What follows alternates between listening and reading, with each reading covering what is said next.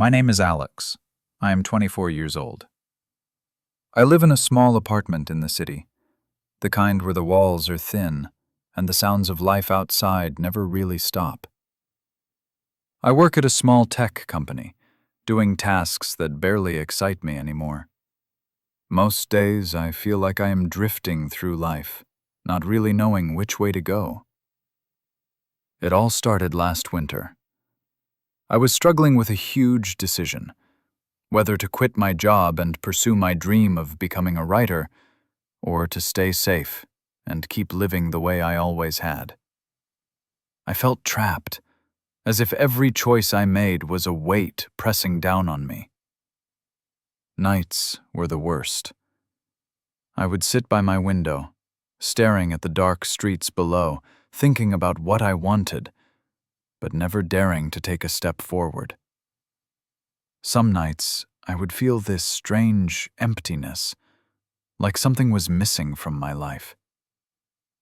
My friends tried to cheer me up, but I could see it in their eyes. They didn't understand how heavy it felt to feel stuck, to want more, and yet fear everything. I often wondered if I was being foolish, chasing something that could never be mine.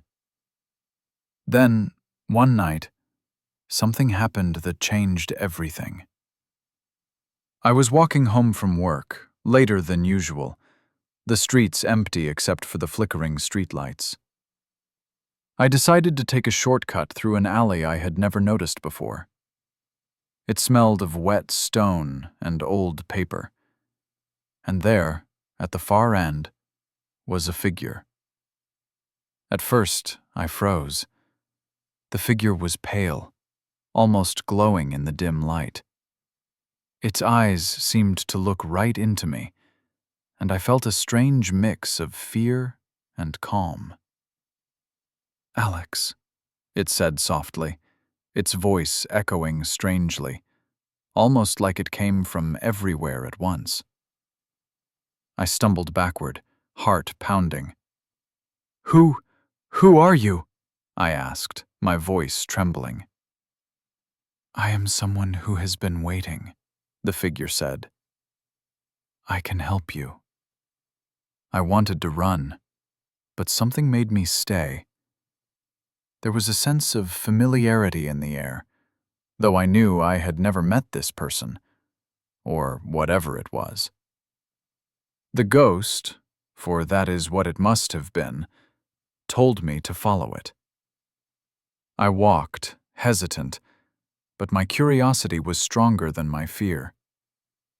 It led me to an old, abandoned building, and inside, the air felt thick, heavy with stories of the past. "Why are you here?" I finally asked, trying to sound braver than I felt.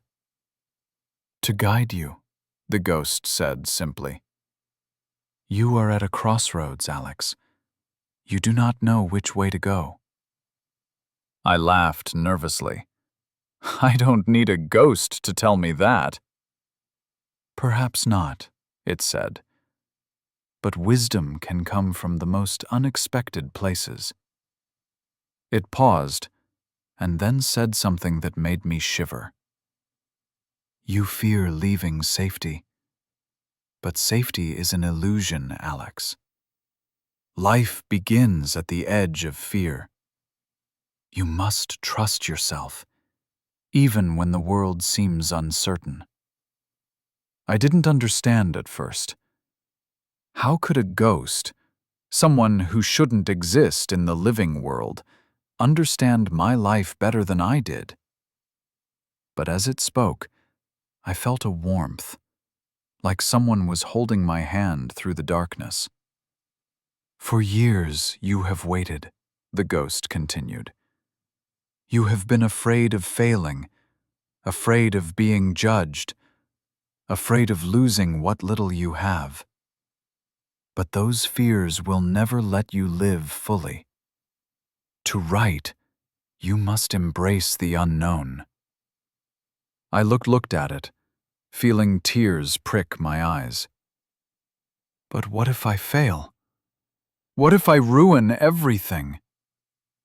Failure is not the end, it whispered. It is the beginning of understanding, the start of courage. You will fail many times, Alex, but every time you rise, you become stronger, wiser, and closer to who you are meant to be.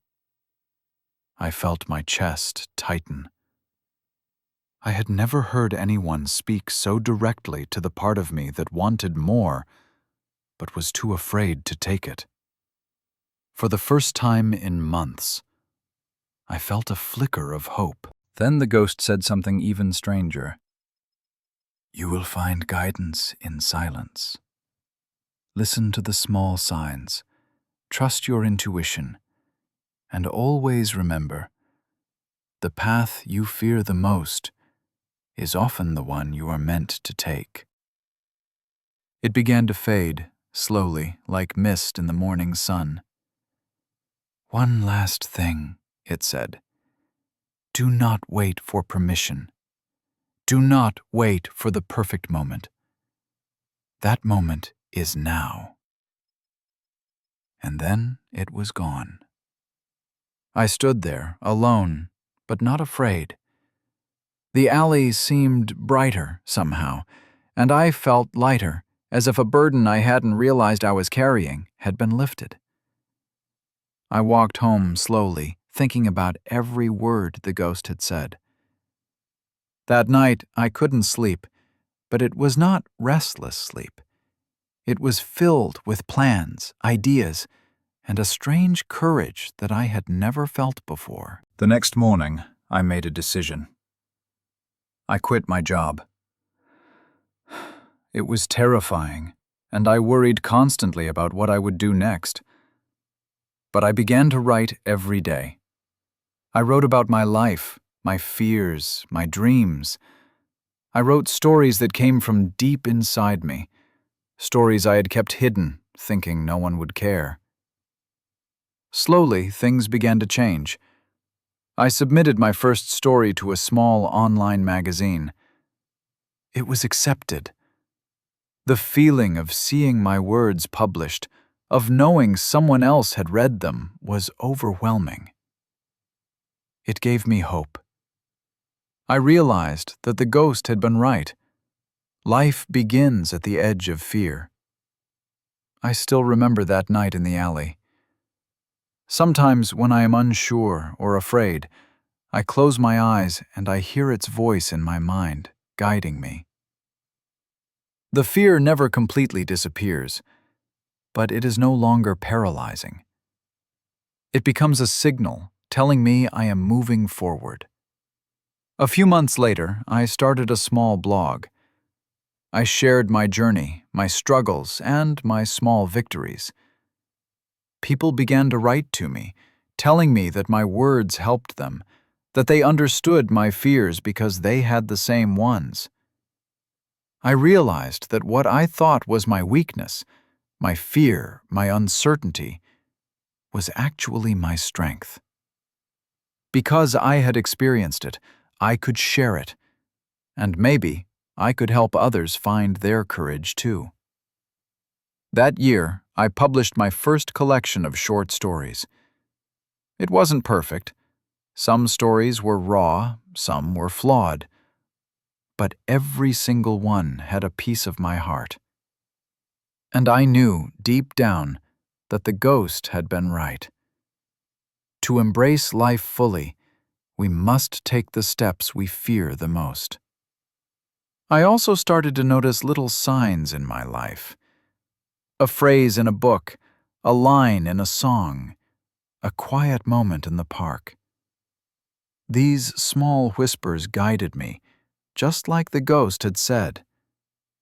And every time I hesitated, I remembered the glowing figure in the alley and the words that had felt so impossible at first. Do not wait for permission. The moment is now.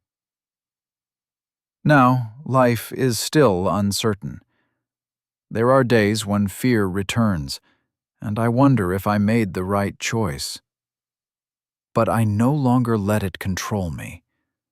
I keep moving, writing, dreaming.